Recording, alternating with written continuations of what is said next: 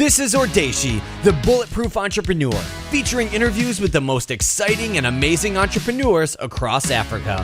Here's your host, Chi Odogu. Hi guys, welcome to the show. Today's guest is Mira Mehta. She's the co-founder of Tomato Juice, a startup based out of Kefi, Nigeria that is crowdfunding $50,000 on Kickstarter.com to raise money for their planned tomato paste manufacturing company based out of Kefi, Nigeria.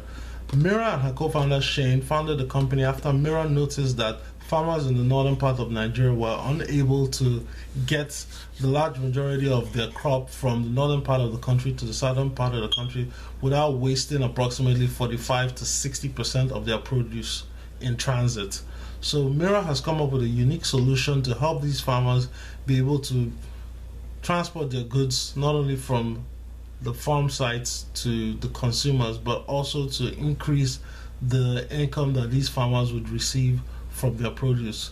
Now let's get on with the rest of the show. All right, hi, good morning guys. Welcome to the show. I have a very special interview today. I'm talking to Mira Mehta. She's the co-founder of Tomato Juice. It's a startup based out of Kefi, Nigeria, that is crowdfunding $50,000 to create a factory to make tomato paste in northern Nigeria. Mira and her co-founder recognized an opportunity, and they are now seizing that opportunity by raising some money to create their dream and their business in Nigeria. Mira started her professional career in BlackRock as an analyst. She then spent 4 years working with the Clinton Health Access Initiative in Nigeria, discussing and helping with HIV issues. Her co-founder is Shane Kernan. He couldn't be with us today, but he also has 3 years of experience in finance, and he also worked with the Clinton Health Access Initiative in Africa and in Europe. So Mira is here to talk to us about her background and her new business, Tomato Juice, and what they're trying to accomplish with that project. Mira, welcome to the show. Could you please tell us a little bit about yourself and your background? Sure. Thanks, Chi, for having me. I'm really glad to be on the show today. As you said, my background is not in farming, but I am actually endeavoring to start an agribusiness in Nigeria. Mm-hmm. I majored at Brown University in community health. So that was sort of like a combination of sociology, biology, and epidemiology. Okay. Very clearly was a natural link to BlackRock. So how did that come about? So that actually came about because in school, in college, I was a coxswain on the rowing team. Okay. So that's like the person who sits in the back of the boat and steers the boat and sort of yells at all the rowers. Okay. So I've always had a very strong, I guess, leadership streak or a bossy streak. I don't know what you want to call it. Mm-hmm. And I thought at the time when I was a senior in college that I was going to be on the national team. And they, lived and trained out of Princeton University in New Jersey. So I got this great opportunity to work at BlackRock in Princeton, New Jersey. I said, great, I'm going to make all this money. I'm going to be on the Olympic rowing team. Life is going to be awesome. Didn't make the Olympic team and then wound up with this job at BlackRock that I said, well, I guess I should, just take this and see what happens. So it sort of was an accident that I ended up at BlackRock. I didn't know the difference between a stock and a bond. I didn't really understand what mutual funds were and why I was trying to sell them. But I took, that opportunity just to learn as much as I could about the industry, to learn from very smart people I was working with, and ended up being there for 2 years. Wow. And so what led you out of BlackRock after your 2 years? It's a good question. So we had a very strong bond in our analyst class. Mm-hmm. I think partially because we were sort of stuck in New Jersey and most people who worked in finance were working in New York, big city. But we had some friends of ours who were also in our analyst class in London. One of them was British Kenyan. And he, for his 25th birthday party, had 25 of his closest friends fly down to Kenya and have a huge week-long party basically on his beach house off the coast somewhere down south of Mombasa. Okay. That was my first time in Africa. I had a great time. We went on safari, we went deep sea fishing, we went to the local club in the local town. We did everything you could possibly imagine. And one of the things that we did was go to this orphanage because his girlfriend at the time had done a gap year in Uganda, and she said, I really want to go and, do something voluntary something, to make a difference. So Okay. we went down, we had BlackRock pens. We had about 200 pens. We're giving out these pens to these orphans who've been orphaned by HIV. And something just clicked inside of me. I was like, this is crazy. I make more money than my mom. I'm 23 years old. I majored in community health. These kids all, are orphaned because of HIV. I could probably be doing something more than giving them pens. I actually have a skill set that, I could be using to make a difference. Yeah. And so that really got me thinking and got me trying to think about, are there ways that I could be having a greater impact, both with the skills that I learned at BlackRock and then also with my educational background, from Brown University. And so that led me to the Clinton Foundation. I interviewed there. It was a long interview process. I didn't know how I was doing. And then, at the end of the process, they said, okay, is there anywhere that you wouldn't go? And I said, no, I'll go anywhere. And they said, great, we're sending you to Nigeria. They must have been like, sucker. I was like, I don't know where that is. So, okay, cool. Wow. Okay, so what happens when you get the offer from the Clinton Health Access Initiative and you land in Nigeria? Well, I think, we were talking about this before. Abuja is very different from Lagos. And Okay. My dad is Indian. My dad is from Bombay. And so I've been to Bombay or Mumbai, a few times growing up to visit my family there. And I was expecting to see some kind of a very hectic, polluted, loud, lots of crowds kind of thing. I landed in Abuja, I remember, at about 5 a.m. on the British Airways flight. It was must have been July 28th or something, 2008. And the driver picks me up. We're driving into town. And I just remember thinking, where are the people? I feel like I'm in Santa Fe. The boulevards are so wide and the roads are so well paved and there's nobody around. And so it was very interesting for me the first few days in Abuja because it wasn't like what I had thought, my quote unquote African experience would be like. And it wasn't really until I got outside of the capital city and started traveling for work that I started to see what I feel like is more representative of the real Nigeria. Okay. And which was what? What did you see? Abuja is a funny place. It's, there's so much wealth in that very, very small city. And if you start talking to people, you realize that most of the street cleaners and the sweepers and the drivers and the taxi drivers, they don't live in Abuja. They travel in for work every day. Yeah. And they actually fight commutes just about as hard as the Lagos commutes from the mainland to the island. They'll sit in traffic for 3-4 hours in the morning to get into town so they can do their jobs, and then they'll go back to Nasarawa State, where most of them live. Okay. On the way back home. So it's not a very organic city at all. It hasn't really grown. It's been so planned, and it was surprising to me. But it also was an easy transition because I could get my morning jog on in my tama and walk to the market and feel very secure and not feel like I was going to get jumped by area boys or something like that. And area boys, could you explain that for people that don't know what they are? Sure. I mean, area boys, to the best of my knowledge, are somewhat of thuggish characters that tend to take advantage of people in Lagos or in other large cities. I think that crime actually has gone down a lot in Lagos, but there used to be a lot of armed robberies and violent crimes. People stealing your cell phone, people stealing your purse, driving up on a motorcycle and just sort of snatching something and driving. That's something that Nigeria has faced challenges with in a lot of their cities. Yeah. Okay, so you're safe enough to take a morning jog in Abuja without any area boys harassing you. That's a positive thing to note. The most you'll get is Oyibo. Morning.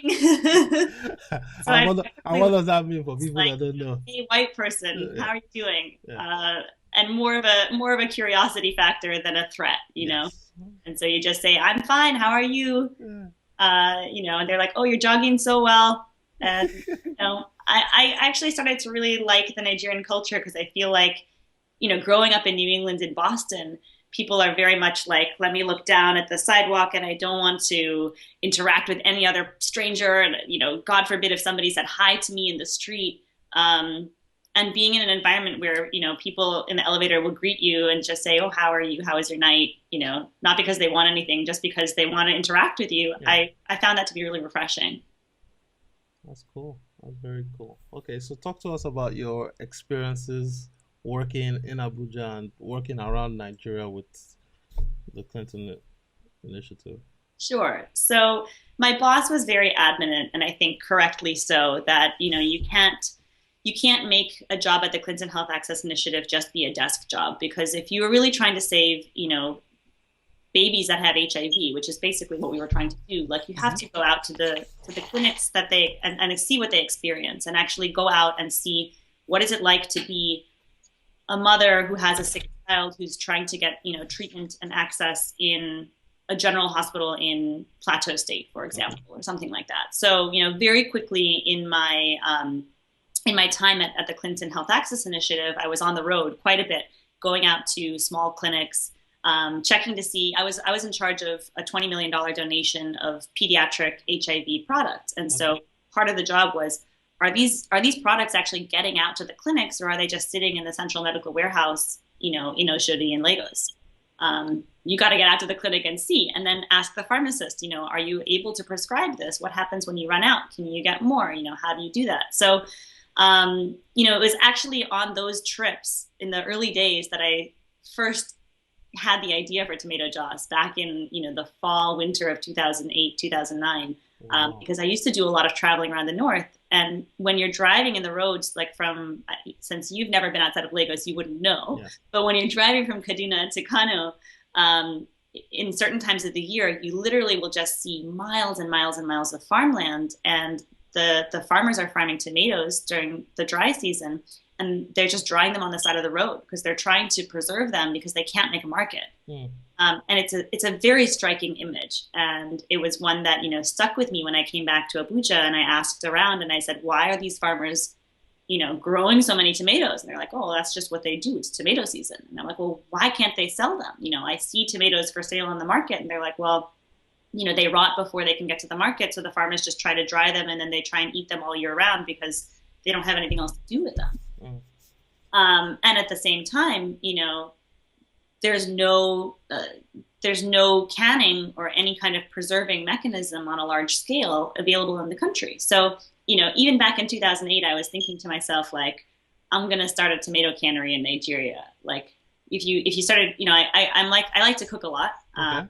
And one of the guys in our compound taught me how to make red stew. Yeah. And you use tomatoes, but you also use a lot of tomato paste because it's a lot easier and Yeah. it's a lot faster when you add a packet of paste and then you put a couple of tomatoes in for the flavor.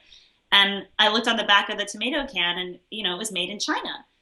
And Wow. I just thought that's so weird because there's so many. I just saw all those tomatoes, up in Kano Hmm. that couldn't make a market, and now I'm buying this tin from China. Like, why is that the case? Um, but at the time, I never really had the confidence to pursue that full time. Okay. I had a very very busy job, trying to work within the HIV health system. But it was something that I used to think about from time to time and say, this is just a really funny problem. Hmm. And it just stuck with me, and it became something. I even think I wrote about it in my HBS essay, probably because it was something that it was such an obvious solution, and nobody seemed to be able to tackle it. Yeah.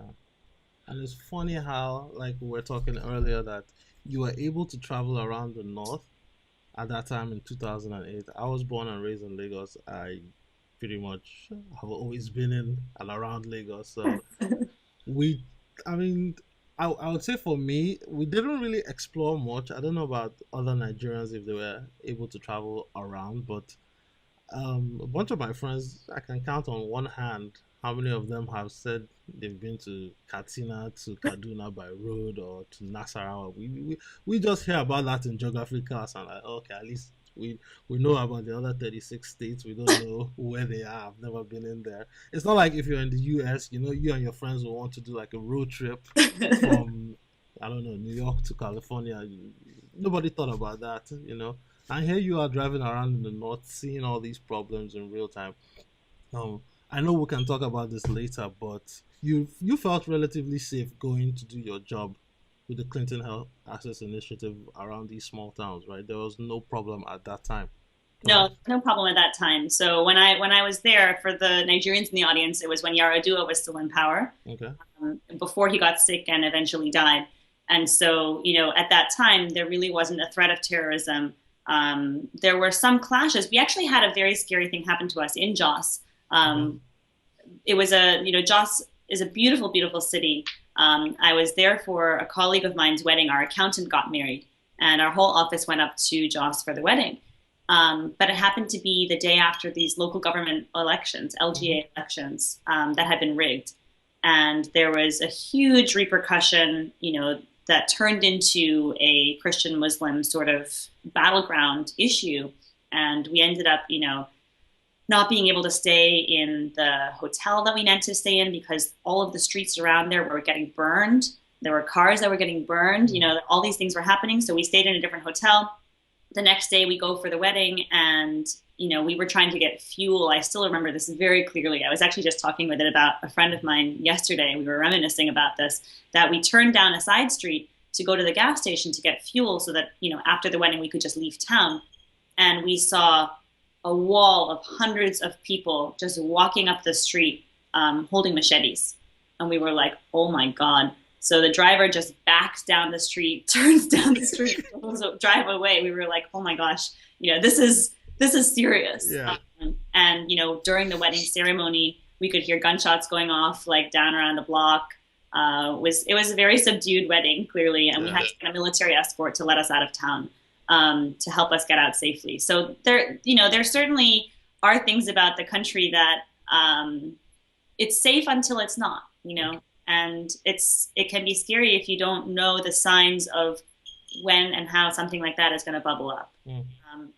And so, our boss at the Clinton Health Access Initiative, Dr. Owens Wiwa, takes, still does take security very, very, very seriously. And so, when there was a time I went down to Uyo, in the South, so like sort of near Cameroon. Yeah. You know where that is. And, there had just been a slew of kidnappings, and they were political kidnappings. They weren't like people who were kidnapping, white people, although that also happens in that region because, they think you're an oil worker if you go down there. And we had a police escort of 3 guys with AK-47s, and then they gave the youngest guy the rocket launcher, the grenade launcher. They're like, oh, he doesn't know how to shoot the gun yet, so we'll give him this one's easier to point. I was like, so we're going to these health clinics, and every time we go to the hospital, I felt so bad because for me, a lot of what we're trying to do is help patients, but it's very disruptive if you go to a hospital and 4 policemen come into the hospital and clear it out to make sure there's nobody who's going to kidnap you. Yeah. And you're like, okay, actually you should let the mother and the child sit in the waiting room. They're probably not going to be kidnapping us, making sure that we're not disrupting patient flow and the natural course of, doctors and nurses and the things that they're trying to do as we're going in to check the pharmacy for XYZ or do whatever programmatic work that we're trying to do. So I've definitely had my fair share of sort of weird experiences, and security concerns. Nigeria is not a place. It's not like Malawi. It's not like Kenya. Well, it's not like Tanzania. It's not a place that's a natural tourist destination. And that's not to say that there aren't amazing things about the country, but the infrastructure is not really set up to capitalize on all of the amazing things that the country has to offer. Yeah. And so you have to be a little bit scrappy, a little bit brave, maybe a little bit foolhardy to really try and operate in the country. But it's experiences like that made me think, okay, if I can manage this, if I can make sure that I'm secure and that, I'm still being productive even in this environment, then, that's actually a rare skill and I should be using that skill. Yeah. That's good. And you met your co-founder, Shane, while on the job also? That's right. Okay. So it's funny because Shane actually had worked at BlackRock when I did, but he was in the London office, so we had never met before. Okay.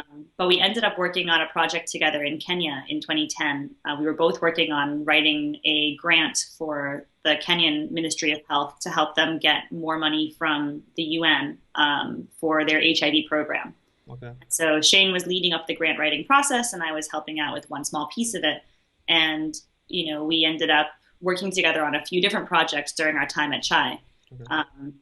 We call the Clinton Health Access Initiative CHAI. It's just an easier acronym for us. So, they always say that the best co-founder relationships are ones where, it's not necessarily your best friend that you're going in with. It's not a stranger, but it's somebody that you've had a professional working relationship with. You guys understand how each other operates. You have a lot of trust. You have the same values, and you know that you have complementary skill sets. And we sort of have a perfect partnership in that regard because, I think we complement each other very well. So, fast forward 2 years. We both were at Harvard. I was at the business school and Shane was at the School of Public Health. And we, stayed in touch, would get drinks, every few months. And when I started to get serious about this tomato thing, Shane was starting to get serious about a poultry idea that he had for Kenya. And we talked it out and we decided, okay, let's try the tomato thing together. Let's, join forces and see, how far we can really take this. And so, that was just under a year ago. That was actually in January of this year that we really started to get serious about this project. Okay. And, we're so excited that we've taken it so far. Well, as far as we have in this 11 months. Okay. So let's talk about, you said you had the idea for a couple of years since 2008. It was just incubating in your mind. Yeah. And then you speak with Shane. Talk to us about your experience. So you went from Clinton Chai, let's call it Chai, to business school, right? That's right. Okay, so everyone in business school, would typically, especially from HBS, you have a couple paths to take, management consulting, investment banking, Silicon Valley, maybe go into the industry and take a management position. And I'm sure you'll be talking about this either in your first year or your second year or in between when you have to do the internship. So when everyone else is talking about, Goldman Sachs or whoever interviewing, what was the reaction like when you are talking farming, tomatoes, and agriculture in Nigeria? Because that's probably going to be like a unique. I'm probably the only farmer coming out of HBS.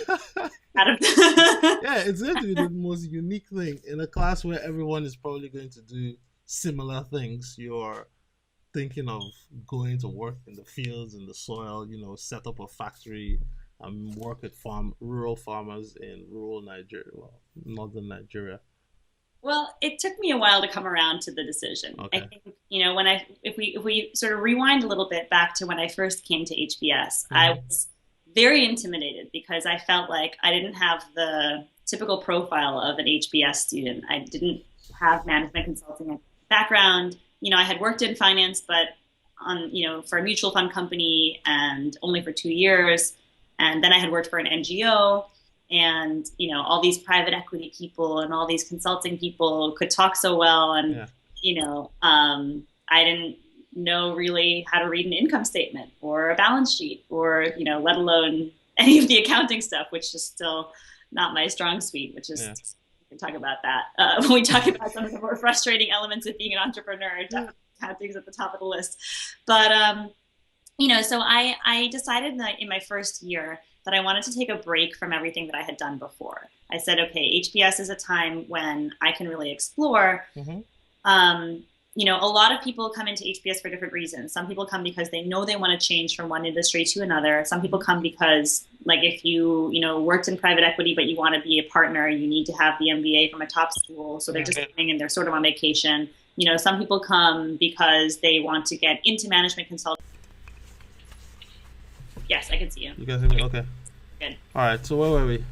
We were talking about, why people come to HBS. Yes. And my sort of experience coming in and being very intimidated by all these people who seemed to know exactly what they wanted, and I didn't really know what I wanted, and I wasn't sure. So I said, let me take a break from everything that I've done before. I've worked in finance, I've worked in healthcare, I've worked in the nonprofit sort of sector. I worked for, pretty blue chip names. Clinton is a pretty good name. BlackRock is a pretty good name. Let me try something different. So the first summer internship that I took, I was thinking, okay, like maybe I should work for Groupon or I should work for a tech company or, try and do something like that. But I was like, I want to try this entrepreneurship thing. And so I ended up working at a company that makes drone sailboats for the oil and gas industry. So it's like, okay, new industry, Definitely don't know anything about that. I'm the business person working with 5 engineers. Definitely don't actually know a lot about business, except for what I've learned in the first year. And, oil and gas, okay. High tech, physical products, okay. Let's try it. And I loved the feeling of, being an entrepreneur and being in a very small team where your actions clearly make a big impact every day. And it's possible to see every day, and look back at the day and say, okay, I've done this and that's moved the company forward here. Yeah. I didn't love the oil and gas industry. I thought it was really interesting. I loved learning about it, but I was like, I don't think that this is ultimately where I want to be in the end game. And I was like, well, now thinking back in my second year, what did I miss? What did I miss that I had walked away from? And I really, really missed the Africa piece. The Harvard Africa Business Club at HBS is just an incredible community. We call ourselves like the family. Okay. And, it's just a very, very social group, but it's also very business driven. People really want to help each other create a strong network that, will last and will be usable, for us in the working and professional world once we go out into the world. And so I missed that environment. Until my second year, I realized I didn't really miss healthcare that much, but I did miss Africa, and I did miss the sort of social entrepreneurial element, the element of having an impact, having an impact on people who you feel like I really wanted to help. So even then in the second year, I was still interviewing for regular jobs. Because everybody does, and it's scary to sort of just leap off a cliff and say, I'm going to do this. I'm going to not have a salary, and I'm going to try and do something that I don't know if it's going to work, and something I don't have a background in. But really what sort of pushed me over the edge and made me say, like, yeah, I think I want to do this, was actually, I think we had talked about this before, was Dangote. Yeah.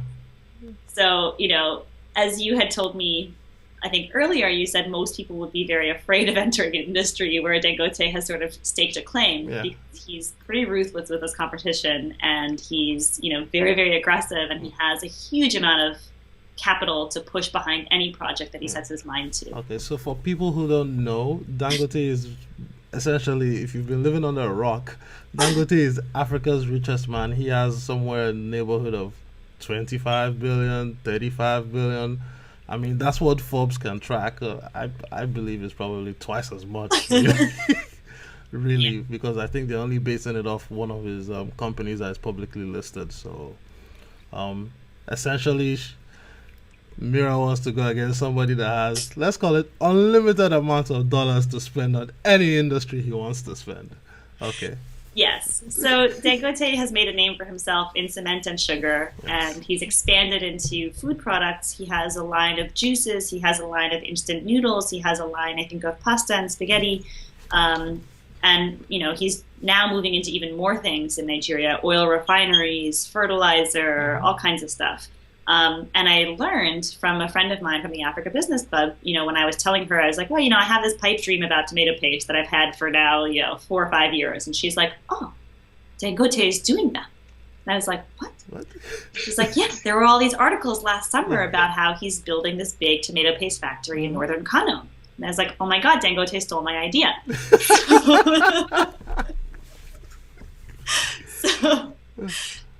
So I started reading all the articles about it, and I, maybe this is the wrong approach, but for me, I said that was actually a validating factor. I said, if the richest man in Africa thinks that there's a market opportunity here, there's probably a market opportunity here. Yeah.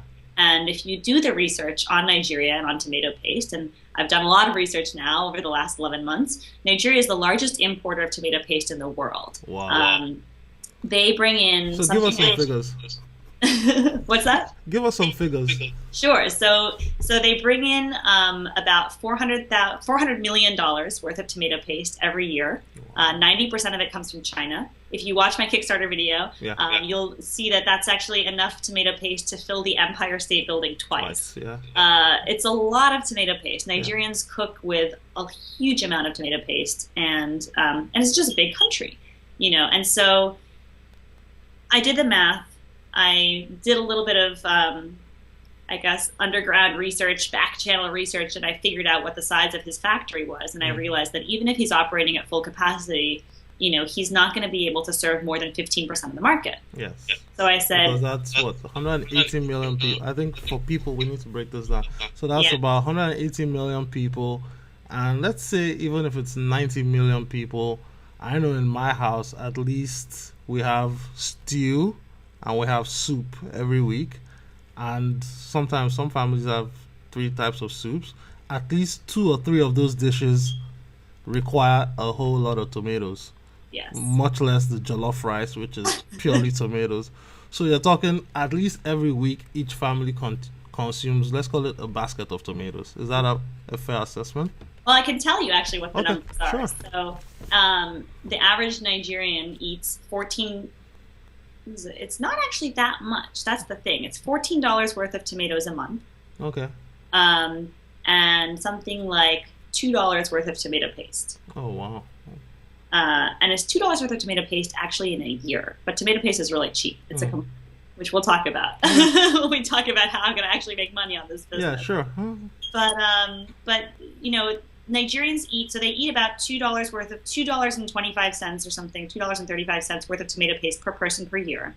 And if you actually compare that to America, Americans eat $20 worth of tomato paste per person per year. Wow. Because we eat so much what we call like value add tomato products. So we have pizza and we have pasta and we have tomato sauce and all these other things. So the room for the tomato paste market to grow in Nigeria is actually huge because number one, the population is growing, and the population will continue to grow, and the GDP is growing at about 7%. So you can imagine that that's just organic growth. And two, the per person consumption of tomato paste we think is going to increase pretty significantly, even if it only increased by $1 in the next, say 5 years. And if the population keeps growing at the same rate that it's growing at, the market will expand from $400 million to $700 million. And that's just in the next 5 years. So we really think that there's a big opportunity here. And it's not just an opportunity to make money, but it's an opportunity to make a difference in the lives of jobs also.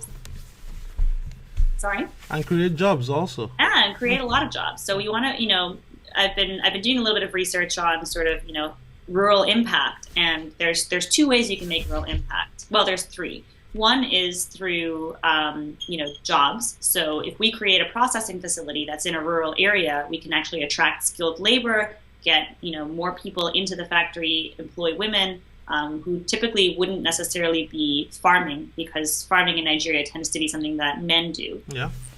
The second way to, create more economic income is to work with the farmers who do have land and help them to be more productive tomato farmers. Okay. So even though we're talking about, all these tomatoes rotting on the side of the road, if we put a production facility, a factory in place, we actually would need those farmers to even produce at a higher yield. Okay. Because tomato paste is a very localized business. So you need to be able to draw from very, very productive farms within a very small radius of where your processing facility is because tomatoes are so fragile. Wow.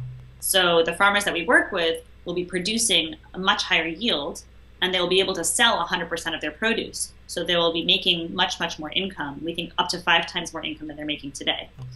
And the third way that we can impact the rural economies is by having our own farm, which we can use as both an education center and as a mechanism for employment for non-landed farmers. So farmers who actually don't have enough money to rent or own their own land, but are now, sort of sharecropping or working on other people's farms. We can provide them with a steady, consistent source of income and source of an opportunity for farming on our own farm. Okay. So, we really see ourselves as being able to make a huge impact in the area that, we're trying to operate in Nasarawa State. Nice. Interesting. So graduation comes around and then you heard about Dangote going into this industry. Graduation comes around. Tell us how you go after cap and gown straight to Nigeria. Basically 3 weeks later. Yeah. So I did start to do a little work on this while I was still in school. Okay. The sort of revelation of like, hey, Dangote is doing this, I could do this. That happened about this time last year. It happened about November of last year. Okay. So I went to Nigeria in January. I started scoping out the scene, met up with some of my old friends who had worked at Clinton, and met up with a few of, with the HBS connection, the Harvard Business School connection, was able to talk to a few different private equity companies and a few different, non-governmental organizations like USAID and DFID, to start asking them about, this opportunity and whether people thought that there was an opportunity here. And I got a pretty positive response. So then I said to myself, okay, great. I have these 3 job offers. I'm killing them. All right. I just want to have a context. Where were these job offers from? Okay, so one was at a biotech company called Regeneron, which I was actually very, very excited about. I think it's a great company, and they produce some really, really cool, products for very sick people. The second one was at a company called Thermo Fisher Scientific. They make a lot of diagnostic materials that are used in laboratories. And then the third one was for a company called Elsevier, which does sort of medical publishing. So they were all sort of related to health and that sort of area of my life. And I felt like while they were all very interesting in their own ways, I didn't think I was going to be waking up at 6 a.m, and jumping into the shower and get excited about going to work, you know? And I just felt like, this is the time of my life when I should be trying to pursue that. I should be trying to find that passion and trying to find that thing that's going to get me jumping out of bed without even having a morning coffee. And so I said, you know what, if I could find 3 really good jobs in December, there's no reason why I can't find 3 really good jobs in June, say this thing doesn't work. So let me just clear my mind of all those jobs, focus on this. And I said, I'm giving myself between January and June to figure out 3 things. 1, is this economically viable? Do the numbers work? 2, is this operationally viable? Is it actually possible to make tomato paste in Nigeria, given all of the challenges of working in an emerging market? 3, is this politically viable? Am I going to get squashed by Dangote? Am I going to get killed because there is an election, or because of Boko Haram, the terrorist group? Is it actually going to be possible on those 3 factors? And so with that sort of in the back of my mind, I put together a team, and Shane was, the cornerstone of that team. And we started entering this idea into a few different business plan competitions at Harvard. And every time we, failed a business competition, we regrouped, we got feedback from the people who had given us, the failing grade, and we wrote another proposal again. And it was better than the last one until we got to the point where we actually wrote something that, kind of made sense. Okay. So basically you're using the feedback from the failure to further direct your line of thinking and to refine what you were doing. That's pretty good. Because some people will probably just give up when they say, oh my gosh, I'm in the business plan competition, it failed, I guess this isn't going to work. You are just using it as, a feedback loop to keep going forward. Okay. Yeah, I mean, you have to have a strong conviction, and you have to be willing.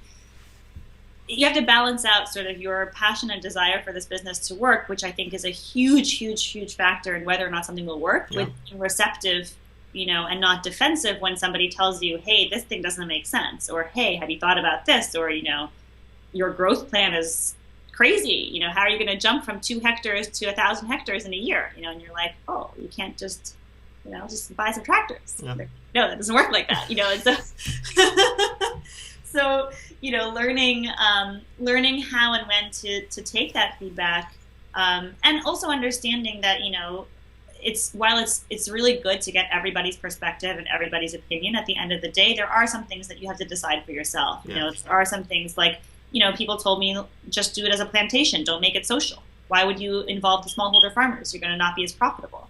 And for me, that's a huge part of why I'm interested in doing this, is because I really want to work with rural people, rural farmers, and help them to, become more wealthy and to be able to have more agency in their lives. And so to me, that was like a further challenge. Okay, not like I should abandon that piece of the business line, but now I need to figure out a way to make that a cornerstone of the business, and figure out like how, not just to hide that piece under the rug, but how do you actually strengthen that component until it makes sense and, can really be a part of your business. Okay.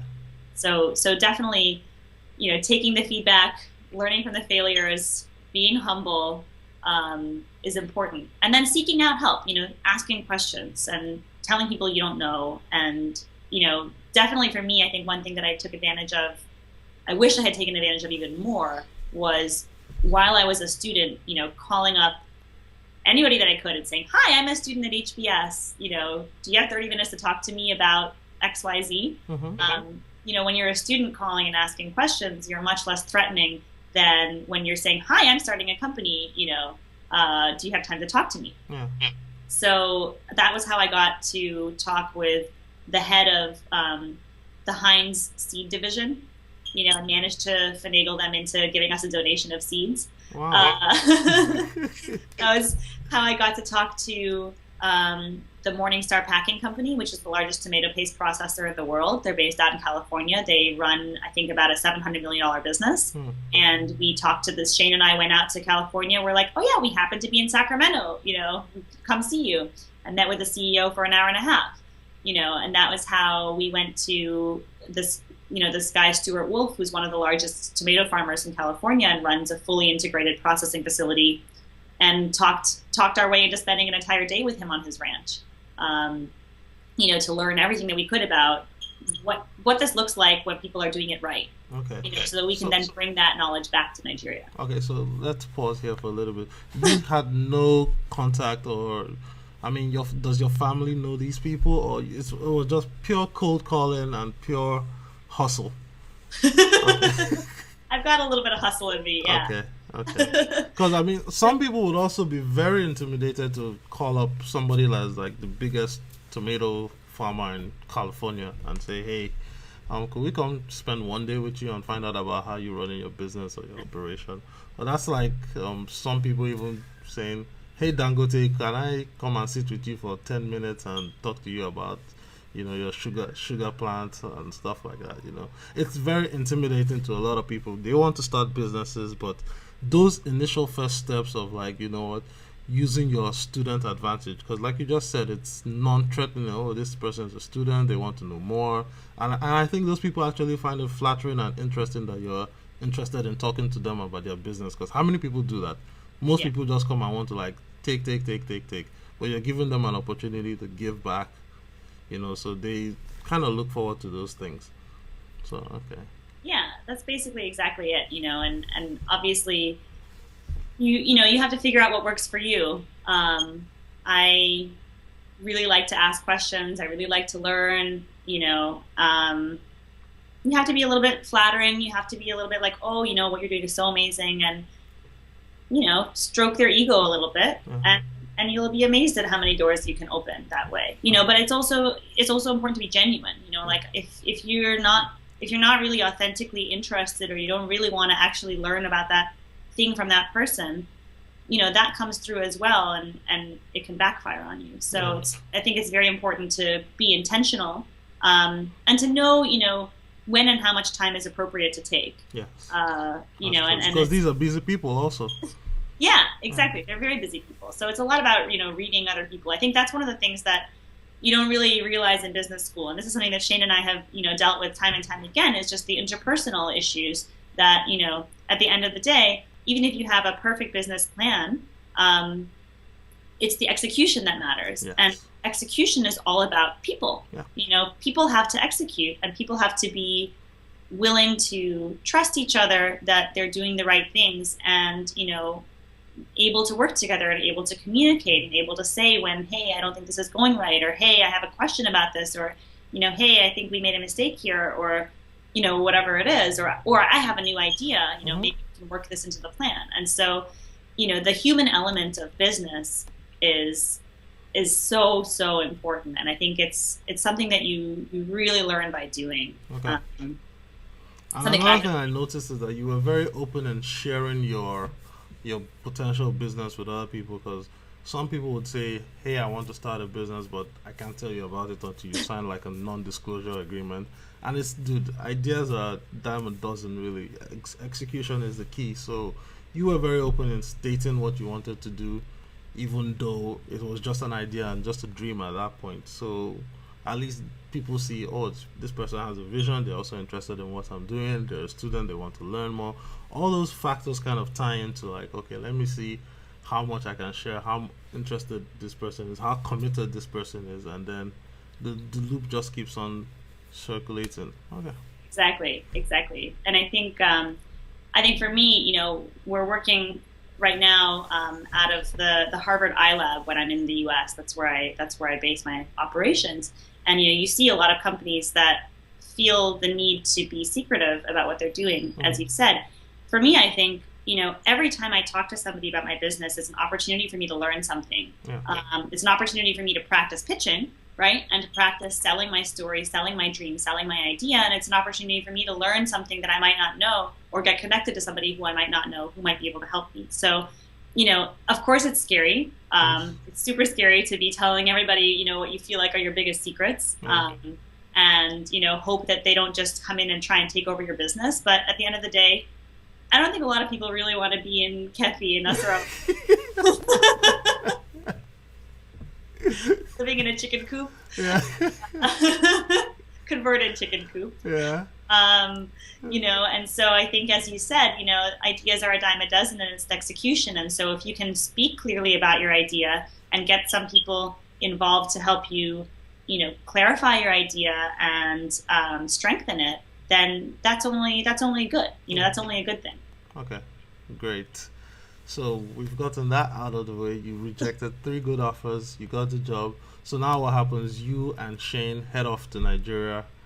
You talk to who? The Minister of Agriculture, or? Well, we had gotten some prize money from the Harvard Business School. We ended up getting second place in that competition, and it came with a cash prize, which was awesome because we were like, great, now we have $25,000. Let's go see what we can do with that money. Let's go, try and actually get this off the ground. Mm-hmm. Now, this happened at the end of April, right April of 2014. April 2014, yeah. So just about 6 months ago. Okay. And basically, in the week after the competition, we were feeling really great. We were like, awesome, we're going to go to Nigeria. We're going to start this tomato paste thing. And then the Chibok girls got kidnapped. And so if you have been reading about the news, most of the things you know about Nigeria are about, bring back our girls, bring back our girls. There was a bomb blast in Abuja. There was a second bomb blast in Abuja. And Abuja is a pretty safe place. And Boko Haram, this terrorist organization that's been very active in northern Nigeria, which, by the way, is where tomatoes grow, was seeming to pick up a lot of acceleration in terms of their activities. So we started to get scared, actually. Yes. We started to think, what are we doing? I remember sitting down, actually, with my parents, because my parents are from Boston as well, and, sitting down with them over breakfast, and my mom crying and being like, I can't believe you're going to go back, and it's so dangerous, and I'm so worried about you. And so I thought to myself, okay, Shane's actually never even been to West Africa. He had only at that point he had not been to the plot thickens. He'd been, he'd worked in Kenya and Tanzania, Zambia, Ethiopia, Lesotho. Okay. He'd never been West Africa. So we're doing some quick thinking, and we're like, you know what, we have $25,000. What if we spend 3 weeks in Ghana and 3 weeks in Nigeria? Because I think Ghana has the same problem. It's obviously a smaller country, but here it's actually easier to do business. Let's see which environment, whether it's Ghana or Nigeria, that will offer the environment that will allow us, A, to operate quickly, B, to get investment that we think we need to actually get this business going, and, C, provide enough of a growth path to growth, so that we can actually get to scale where this thing makes sense and it actually gets profitable. So we started scrambling in April and May because my network is really mostly in Nigeria. I lived there for 4 years. I, at this point, know quite a few people and, have been able to meet with and become friends with a number of farmers in various parts of the country, etc. We didn't really know anybody in Ghana. So this is where we leveraged the Harvard network a lot. I was so fortunate to have some Ghanaian friends from HBS there's one other guy actually at HBS out of the 900 of us. He's Ghanaian, and he is trying to start and run a dairy farm in Ghana. Wow. So I was like, Kobe, I think I'm going to have to talk to him too. Yeah. So it's like, Kobe, we need help. We're going to come to Ghana. Can you help hook us up with a few meetings? And, and you just start doing the snowball sampling. You start having a call with one person and you say at the end of the call, do you have 3 more people I can talk to who you think would be useful for me to speak with? And people generally, if they've had a good time talking with you, will say, sure, I think you should talk to this person, and this person. And then you call all those people and you say, hey, I'm coming to Ghana in 2 weeks. I'd love to see your farm. Can I come check it out? And so we ended up being able to make a pretty good trip for ourselves. And the goal for the summer, once we, as I said, like, to backtrack, in January I was like, okay, is it economically feasible? Is it politically feasible? Is it operationally feasible? And I felt like I had pretty clear indications that it was on all 3 counts. The next question is, where are we going to operate? How are we going to sell this product? How do we actually start operating? And so the first thing that we needed was to find a location. So we spent 7 weeks crisscrossing through Ghana and Nigeria. We went to about 16 different locations across the 2 countries to try and find out, where is an area of land that has the right soil characteristics, the right temperature characteristics, access to water, access to farming communities that, we could actually start operating on quickly. And this is based off your research, right? Because you're not a farmer or an agronomist. You were just researching these things, reading about it, and then trying it out. Okay. Did you work with agronomists to help you test the soil and the weather, or determine what the characteristics you require? Well, we've been working with. We've actually now made 2 hires to bulk up the agronomist sort of science piece of the management team, because we recognize that neither of us actually is a farmer. Yeah. When we were in Nigeria, we were doing a little bit of soil sampling. Shane actually is incredibly fast learner. So he has taken on the head of sort of our operations on the farm. And he's just done an incredible job researching, reading, contacting people. We, as I said, we had sort of been in touch with a few people in California. So after our trip to Ghana and Nigeria, we gathered as much information as we could. And then we went to California and met with the experts, and we're like, here's what we found. What do you think? What do you guys think about? These are our top 3 locations. What do you think are the most important things to consider when we're trying to figure out what location to be in? They hadn't necessarily been on the ground, but based on the data that we had that we could share with them, we got a pretty good indication of what are the factors that are most important for us to be able to get an operation up and off the ground. And so based sort of on our ground research, we put 4,000 kilometers on our friend's car in Nigeria, crisscrossing back and forth the country from Kano all the way down to Kwara State and eventually down to Lagos, including run-ins with, local thugs in Ekiti State who, they have... Okay, so what were some of your experiences doing all these road trips? Because we were talking about this earlier. It's not easy to drive from northern Nigeria to southern Nigeria just like that, like you would from New York to California, for example. So what were some of your experiences like on the road, and what were the adventures you experienced while you were doing this? Sure. So, to give you a fast stat, this is actually fascinating to me. It costs the same amount of money to ship goods over road from Kano to Lagos. Kano is like the northern city in Nigeria. It's a big, big city in the north, and Lagos is where the ports are. It costs the same amount of money to ship a truck full of goods from Kano to Lagos as it does to ship them from China to Lagos. Wow. That's how bad the roads are. Yeah. There are some major infrastructural challenges. And what that means when you're actually in a car is that the roads are very, very, very bumpy. So you can't drive fast. There are a lot of times, especially in the rainy season, where you have huge potholes, huge challenges. And there are times when it's not safe at night to travel. There are still armed robbers on a lot of the roads, and you get a lot of military checkpoints and police checkpoints who are ostensibly there to keep you safe, but then also are asking for a little bit of money on the side to do their job. To do their job. They'll say happy weekend, sir. Whatever it might be, happy Sunday, and that's sort of the code for, hey, what do you have for me? Yeah. So we actually anything for the boys. Yeah, exactly. So, one of the instances we were driving around northern Nigeria, and our driver is very adamant about not paying any kind of highway bribes. He's very, very, he thinks it's very upsetting, and he thinks, they're getting paid a salary, they shouldn't be asking people for money. So he sort of blanket stop refuses to pay. Mm-hmm.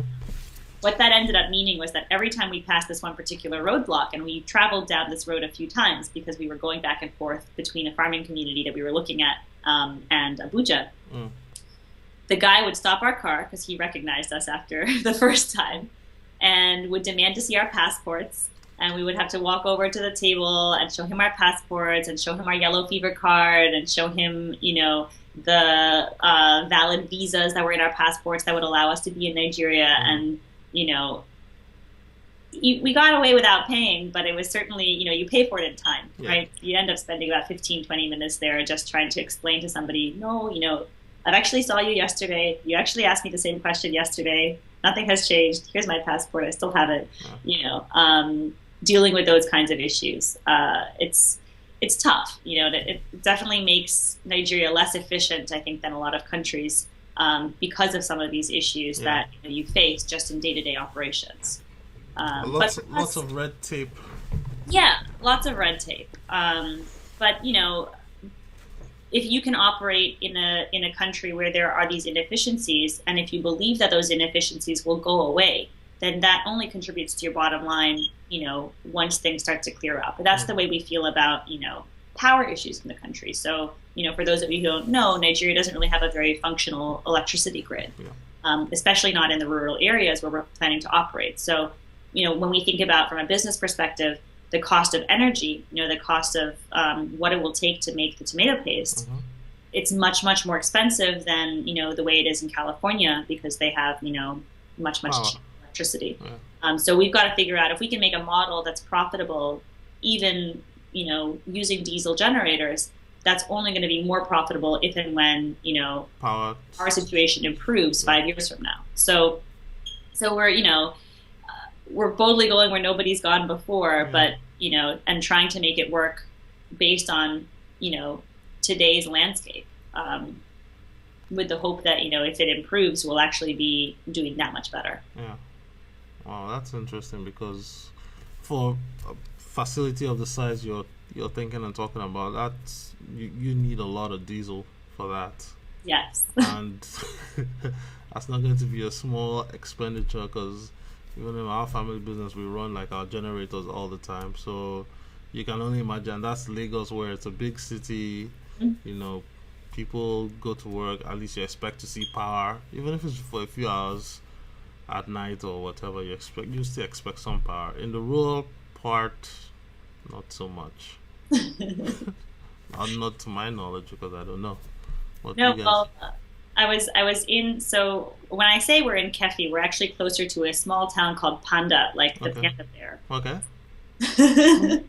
And I was actually there last week on the farm, and when I was driving back to Abuja to head back down to Lagos for the weekend, because I was flying out from Lagos, the driver pointed out to me that there were actually electricity poles going up, and he said they're trying to bring light to the town. Okay. And so there are changes that are happening. There are things that give us hope that the country really is trying to progress, and that state by state, people are actually trying to roll out things that will make a big difference in the lives of everyday Nigerians. Okay. So, we're hoping to be a part of that change as well. Okay, that's great. So let's talk about your experiences like building up your facility now, because you had to do a pilot system, right? Talk to us about your pilot system or Sure. Your infrastructure, like where are you sleeping, how are you getting your meals, all that stuff. Sure. So the Kickstarter campaign that we're running right now is actually to raise enough money to buy the processing equipment. Right now, we're in the process of also trying to raise enough money for the farming operations. In the first year, we went back and forth about this in our planning stage a lot, trying to figure out, what do we need to prove, and on how much land do we need to prove it before we can then go to scale. Because at scale, we want to be a big player. We want to be able to provide, at least 10% of the market share for tomato paste. But you have to start somewhere. Yeah. And so we said to ourselves, okay, we can probably learn just as much farming 2 hectares of land, which is about 5 acres, as we can on 10. So we're starting with a 2-hectare model farm. We have an agreement with a private landowner in Nasarawa State. We're renting land from him on sort of a 5-year basis. Okay. And the initial size is 2 hectares. We have a small greenhouse that we have constructed that Shane has been in charge of sort of managing that process. And we are now, setting up our accommodations also on site. They say that the best fertilizer for a farm is the farmer's footsteps. So you want to be close to where the action is. And because we're trying to operate as efficiently as we can, and we don't want to waste any money, on extraneous things. From an accommodation standpoint, that actually means that we are living in chicken coops, converted chicken coops. Explain. So there's a concrete floor. Okay. There is basically about 0.5 meter of skirting around the floor to make sure that if rain comes, it doesn't rain in. Okay. And then it's open chicken wire and mosquito netting around the 4 walls, and plastic tarp that can come down if it rains to protect you from the rain. But we're actually not even putting walls in place outside of just the posts that will hold up the chicken wire and the mosquito netting, and then an open roof, like a tin roof with sort of wood underneath it. And we're really we're making the guest accommodation nice. As I said to you earlier, we've hired an agronomist from California who has experience working in very, very productive farms for the first growing season to help us figure out our trial, start to do the first kind of smallholder programming. And, for that person, we want them to be comfortable. But for us, we feel let's put all of the money into the program. Let's try and keep overheads as low as we can. So we each have our own little chicken coop. I'll be heading out there on December 2nd. And that's where I'm going to live for the duration of the growing season. So December through March, I'll be in my coop. Wow. So you most probably be the first HBS grad to live in a chicken coop. The first that I know of. Wow, that's unbelievable. Well, I've never really wanted to do things the way that other people do them. I think I've always sort of had a streak of something different running through me, probably that I got from my parents. So, if you're not a little bit scared, you're not really living, I think. Yeah. So I'm definitely a little bit scared, but I think what we're trying to do is pretty cool. Yes, but I mean, if that's what you have to do to keep costs low, if you have to sleep in a chicken coop, you sleep in a chicken coop. As long as the products get made and things get off the ground, I mean, you can always fly back to Boston and sleep in your bed, sleep in the AC or whatever. Don't get me wrong, I'm not trying to minimize the impact of what you guys are going to do, because I myself cannot imagine just sleeping on the floor. It's really hard. So I really give you guys kudos and I commend you guys. It's not like a joke to just have, that's it, just mosquito netting, a tarp. Oh my goodness. Well, you got to start somewhere. You have to start somewhere. You definitely do. And I really commend you guys, because that's real dedication and commitment. A lot of people you want to start a venture, but yet, I must have at least a bed, I must have a nice place, or some people might actually build a bungalow for themselves to be comfortable in and then work on the other things. But you guys are focusing on the things that you actually need to do to get the business off the ground. That's very impressive. It's also inspiring, Well, when we're operating against Dangote, who has unlimited resources, we've got to be really, really careful about how we're spending the limited money that we have. And so we think it's really important. And one of the things that we think, that we have as an advantage over him is that, because we're so small, we can move quickly. Yes. If we're careful with how we spend our money, we can actually get operations up and off the ground even in this first season. Yeah. And so, what we think we're doing that's different than what we've seen around us is that a lot of people who want to go into the tomato paste space, they start off with repackaging. So to give you guys a breakdown of how a lot of this works, as I said, most of the tomato paste, 90% of the tomato paste is coming from China. Uh-huh. And a lot of it comes in these large bulk containers. So it comes in like a 1-ton aseptic drum or aseptic bag. Yeah. It comes in at a very high concentration. There are repackagers who basically take that very, very thick tomato paste and they water it down to the consumer level and they package it into a consumer container. So they either put it into a tin or into what we call a sachet. Okay. A sachet is sort of like an oversized ketchup packet that tears off and you can just sort of squeeze the paste out. And then those are what get sold in the market. And there are repackagers in Nigeria operating. Yeah. Okay. There are actually quite a few. So there are 2 major repackagers, and we've actually been in conversation with both of them about potentially coming on as a supplier for them. And there are a lot of smaller folks who are doing repackaging as well. Okay. And their plan is, seems to be that people start with repackaging and they think, I'm going to integrate backwards. So I'm going to start by importing this product and selling it and creating a brand. And then I will build the farming capabilities and the processing capabilities, and build backwards out to the raw product. Yeah. We're doing it the opposite way. So we're saying, from our perspective, we went to California. We met, as I said, with, some very successful tomato paste companies. And they said, look, 60% of the cost of tomato paste is the tomato. Because it takes about 7 tons of tomatoes to get 1 ton of paste. Because there's so much water inside tomatoes and you need to boil it all off. To get, paste is called concentrate for a reason because it's concentrated, right? And so it's really important to make sure that you can get the right quality of tomato, the right yield of tomato, and get them, able to be harvested in such a way that you can feed your factory. Tomatoes, as I said, before, as everybody knows, they don't keep very well. They're not like rice. They're not like grains. They're not like corn or maize. They're not like soy. Basically, once you pick them, you have maybe 18 to 30 hours until you need to process them. Okay. Otherwise, they'll get too moldy and they'll get too squashed and everything else. So we said, let's start with the farm. Let's prove that we can actually grow the right tomatoes at the right yield. And not only that we can do it, but that we can train farmers to do it. Farmers who right now are growing very, very low quality tomatoes that they're unable to sell. So let's prove that we can do it. Let's prove that the farmers can do it. And when we get those proof points in place, then we can actually raise the money to buy large-scale processing equipment and scale up the business because we'll know that the economics will work. Okay.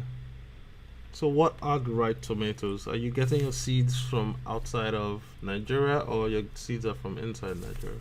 It's a good question. So part of what we're doing in this first year on the 2-hectare farm is that we're experimenting. We're doing a number of trials with about, I think, 5 or 6 different seed varieties. So we're looking at local seeds. We're also looking at seeds that are provided by a few different companies. One is called Syngenta. Heinz also we're working with, and then a few other companies that have been bringing in seeds into the country.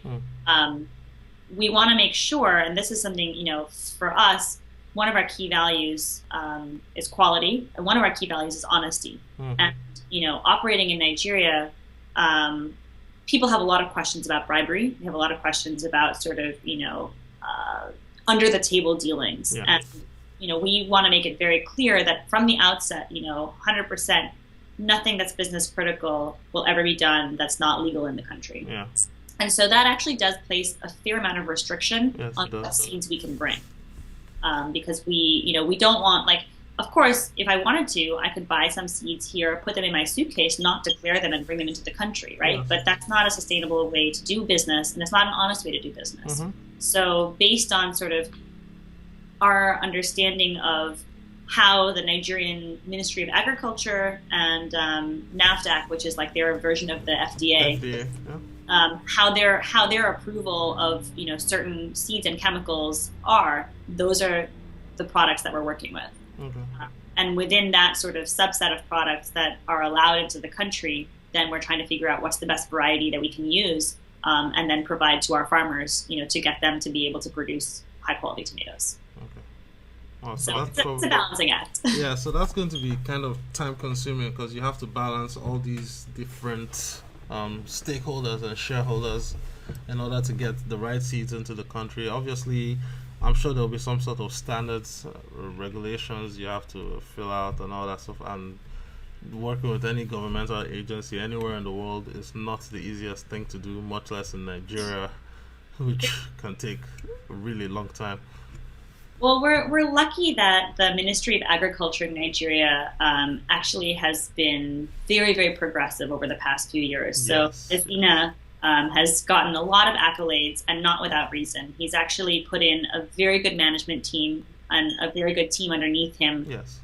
that really wants to push agriculture as an economic driver for growth in Nigeria. And I think Yes. that's so important. I think, one of the reasons that I think that this business can work now is that there's a confluence of all these things Yeah. that hasn't been the case in the past. So And the Minister of Agriculture is a strong leader, so he's really trying to drive change. I've seen that in a lot of reports about him.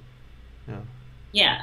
So, with a strong ministry, I think with the development of new higher quality seeds that are now actually being able to be brought into the country, and they're not genetically modified. I want to make sure that Okay. everybody understands they're Okay. actually what we call hybrid seeds. That means they've been hand pollinated over many generations and bred for certain characteristics, but that they're still, it's like, if you remember biology, Mendel and the peas.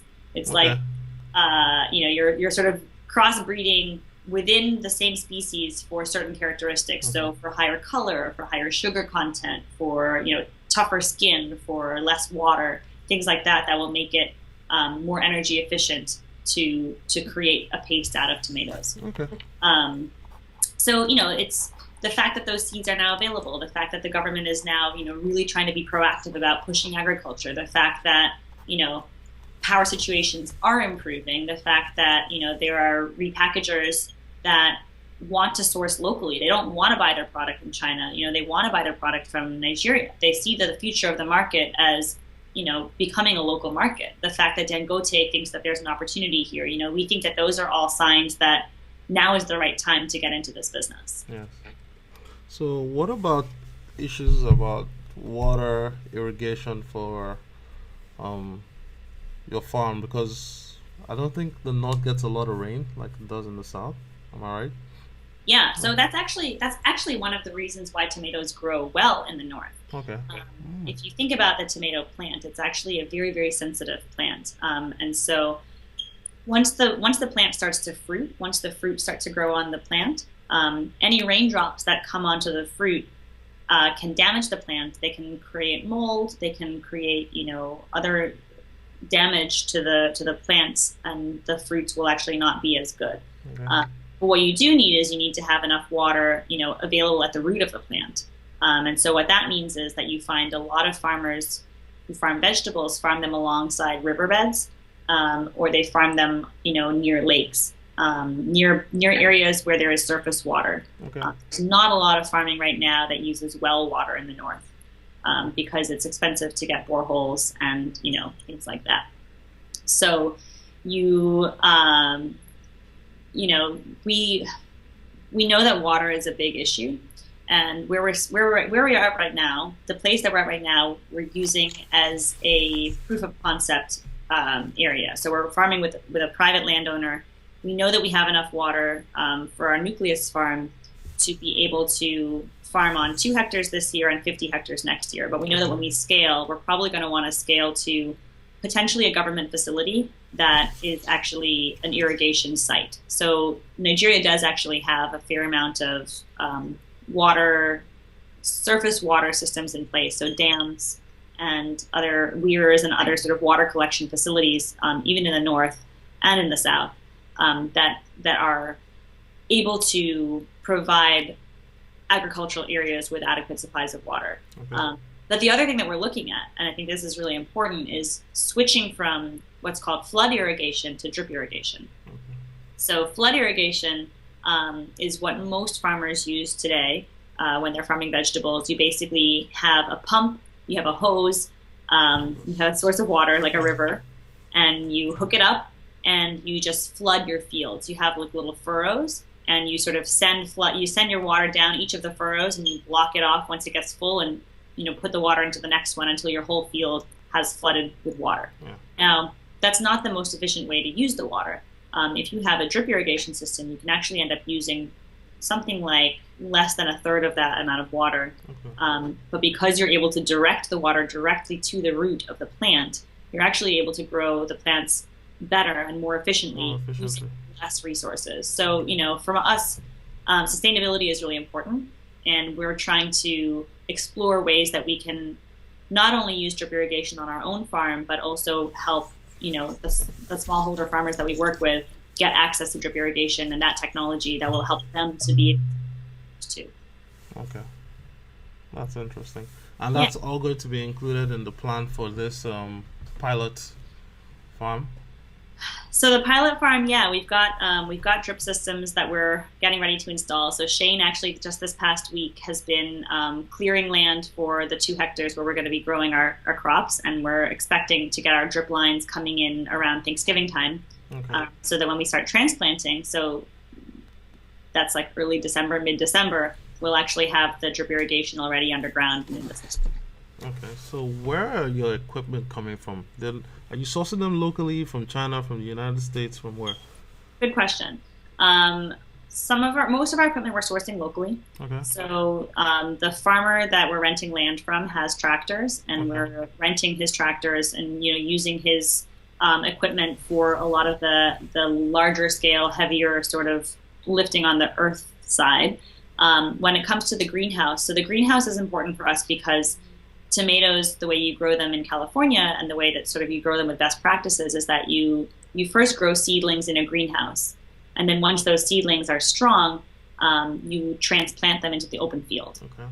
The greenhouse we've gotten from a supplier in Lagos, who, it's a company that's like a Israeli company. The Israelis are very, very well known in the ag space for doing a lot of greenhouse farming. Yeah. So we've sort of sourced that technology, but it is available in Nigeria. Okay. And the same thing with the drip irrigation lines. We're getting, stuff that is made, I think, it's called Netafim, the irrigation system that we're using. I think it's an Israeli system as well, but we're sourcing it through a supplier that's like their licensed supplier in Nigeria. Okay. So, there's becoming a lot more available in these markets as they grow, and as agriculture, I think, undergoes a renaissance in the country. If you think back to the 70s and back to the 60s, before oil was discovered in Nigeria, agriculture was actually the biggest driver of the economy. Yeah, and I think that people are starting to see a return and a shift in focus back to agriculture, because it really can be a very good business to be in if you have the patience. Yeah, especially when oil prices are going down. Yes. And not everybody's going to be able to lift, from everywhere. So there's still a lot of untapped, unused land, actually, arable land in the country. So that's very good.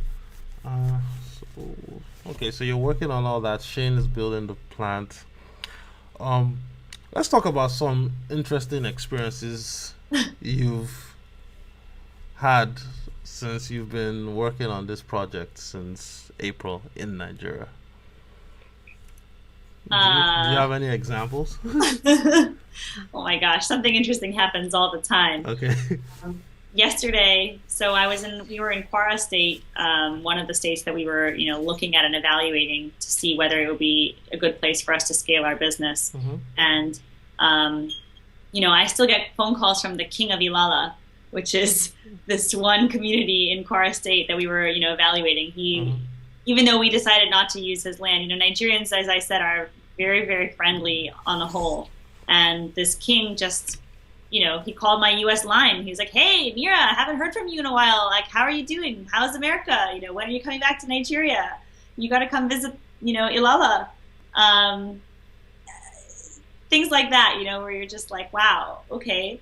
This guy just wants to chat, you know. Or, you know, last week on the farm, we were dealing with, we had a visitor who had come out to see us from one of the NGOs in Abuja, and we're considering partnering with them to develop the smallholder piece of our program, because, you know, that's very crucial, and we want to learn from other programs that have been successful in Nigeria. That's right. So we're in the middle of a meeting with this guy, and, you know, Monday, our foreman comes into the office and he's like, "I'm sorry, there's a problem with the wheelbarrow." We're like, "What? The wheelbarrow?" You know, so all three of us like traipse out to the farm, and, you know, our staff of 5, you know, we have 5 employees now. We have to make payroll. It's very exciting. They're mixing cement and sand and everything for concrete, and the wheelbarrow broke. You know, so they're like, "Well, we don't know what to do now because the cement is over here, but like we have to put it over here." And so now we're all like problem solving of like, how do we fix the axle on the wheelbarrow? You know, us and like the NGO partner that's like here meeting with us, like we're like, "Sorry, we need to leave the office for a second to deal with this operational situation that we have on our hands." And so, you know, there's always something like that going on that throws a wrench in your plans. Yeah. I think, you know, on the other end of the spectrum, getting angel investment has been a lot harder than I thought it would be. Okay. You know, Why? farming is not sexy. So, you know, for a lot of investors, there are a lot of, like, from, you know, using business school speak for a second, there are a lot higher like NPV projects in Nigeria that are, you know, proven methods of how to double your money in, you know, a year. And they're not like any of them are illegal, but like, say you got a contract to put up a cell phone tower. You know, you get the contract, you put up the cell phone tower, you make double your money, and it's been 6 months. Yeah. You know, what we're trying to sell is something very, very different. You know, we're saying capital, you need a couple farming seasons. Yeah. You know, every time you learn something, you have to wait another year before you can apply that lesson, because there's only one season in a year. So, you know, we're talking about, well, we know that we need to achieve a yield of X over a period of days, Y number of days, in order to prove that we'll be able to process, you know, profitably. It might take us 3 years to get to that yield, you know. And so finding people who believe in the vision and believe, you know, that you can actually execute. Again, like, this comes back to the fact that I'm not a farmer. You know, we've hired people onto our team who have that expertise, but we don't have that expertise. And so it's a challenge, you know, and everybody always says, don't count on money until you see it in your bank account. You know, we walked out of we flew out of Nigeria in August feeling very confident that we would be able to raise the money that we needed pretty quickly, you know, fall, because we'd had a lot of successful, you know, discussions and conversations with potential investors who were very, very interested in the project. But then when it comes down to writing the check, you know, you find stumbling blocks, you know, additional hoops that you have to jump through, additional documentation that you need to get, you know. But again, you know, just like the business plan competition, every time you have a failure, you try and think, okay, like, how can I learn from this? You know, if this guy had questions and I had the answers, then that means that my presentation wasn't clear, because, you know, he had questions or he thought something was different than, you know, what I said it was. So how do I make that better for the next time? You know, or if somebody has a question about how are you going to mitigate this risk and you haven't thought about it, then you're like, okay, I need to take a week and I need to not just think about how to mitigate this risk, but I need to show that I've done it on the farm. You know, say there's a concern about water. Well, I need to dig a second well, you know, and say, hey, like, we've actually managed that risk and put it to bed. So, you know, it's definitely not easy. I think you have to be an optimist and maybe a little bit foolish to be an entrepreneur, because you have to really believe that that you can make it work. Wow, that's interesting. So, are you talking to any impact PE investment firms like Acumen Fund, for example? So we are. Acumen is a great fund. There's another fund in Nigeria called Sahel Capital Partners, which is actually run by 2 HBS grads. And there are a few other companies, a few other groups, Root Capital, for example, that are very interested in the impact investing space. What we've found is a lot of these companies or private equity firms or, you know, investment groups look for some kind of an operational track record. Yeah. So, while we think that it's very important for us to initiate these conversations now and to, keep people updated on what we're doing and how we're operating and why we're doing certain things the way we're doing them, our understanding is that, to a large extent, a lot of the money that's out there is not going to be accessible for us until we've proven sort of that we can operate for at least one growing season. Yeah. And so that sort of pushes us back into the world of angel investment, high net worth individuals who, maybe have a passion for this or, see some kind of an opportunity for us and for themselves, and also into the world of grant writing. So, we're certainly still looking at competitions, still looking at grants, in addition to, the few angels that we are, working to rustle up back to my hustling skills to make sure that we're actually fully funded for this first operational season. And that's why the Kickstarter is so important too, because any kind of capital that we can get that's A, non-dilutive, and B, helps to confirm, that our model can work, we think is really, really valuable.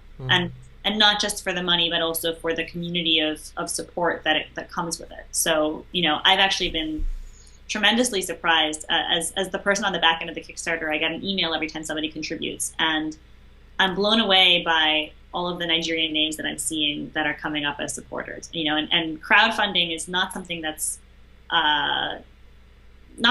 very common, I don't think, in Nigeria yet. Yes. No, it's not. And so it's really cool to see, people, even if they're contributing $1, $5, whatever it is, the fact that they think this is a cool idea and they're putting money where their mouth is, and that they want to be a part of this community of, people that's trying to change the economics and, poverty levels in the northern part of the country, I think is fabulous.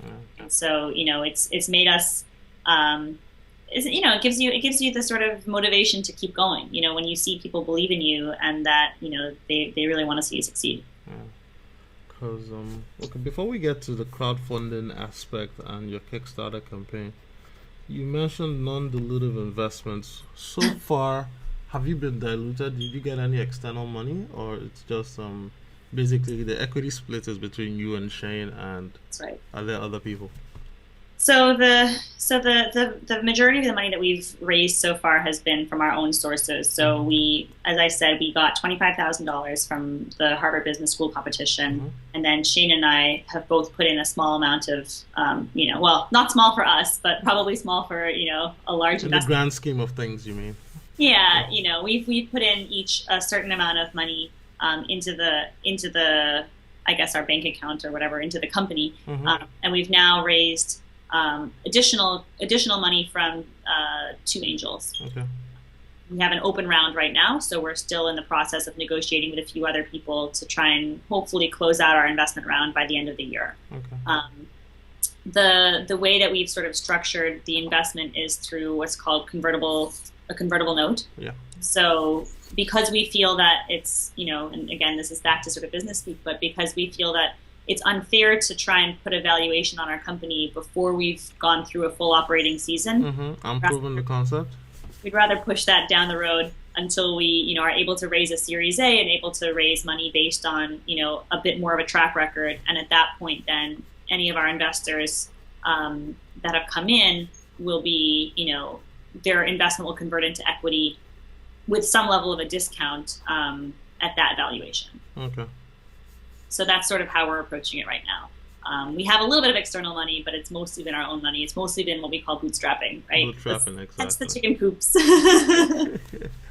That's right. Because the reason I asked is because my prior interview, I interviewed Kola Masha. He's also an agriculture investor in Nigeria, and what I've noticed that's parallel between you guys and him is that you guys are applying newer techniques and a more sophisticated approach to agriculture that the man on the ground does not know, or because people generally assume agriculture is, you go, you get a plot of land, you farm with the cutlass and a hoe, whatever, in the sun, and here you are talking about term sheets, convertible rounds, talking about drip irrigation, sourcing seeds from people like Heinz and whatnot.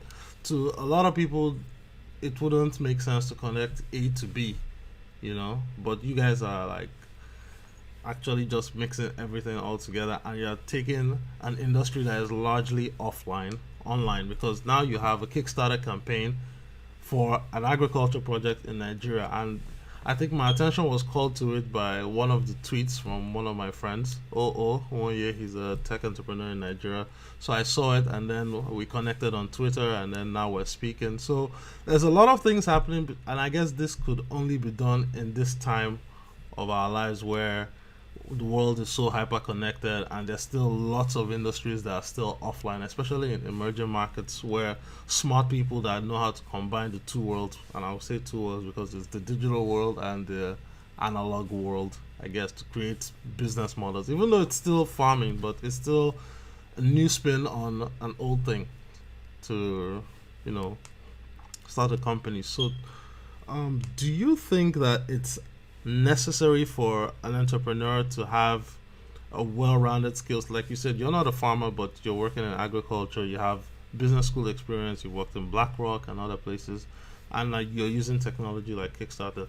What do you think are the skills that are necessary for an entrepreneur in this day and age to be able to launch a venture similar to what you're doing and to be successful at it?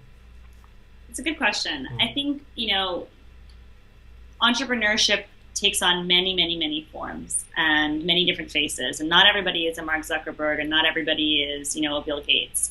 I think, the biggest thing you have to have is conviction. Yeah. Conviction and passion.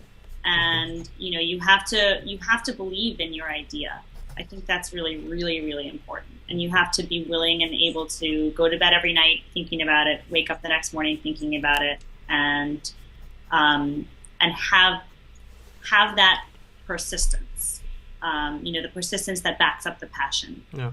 And by persistence, I guess I mean a little bit of a hustle as well, right? Like you've got to be willing to do whatever it takes to get that business up and off the ground. Yeah. You have to believe that you can get it up and off the ground.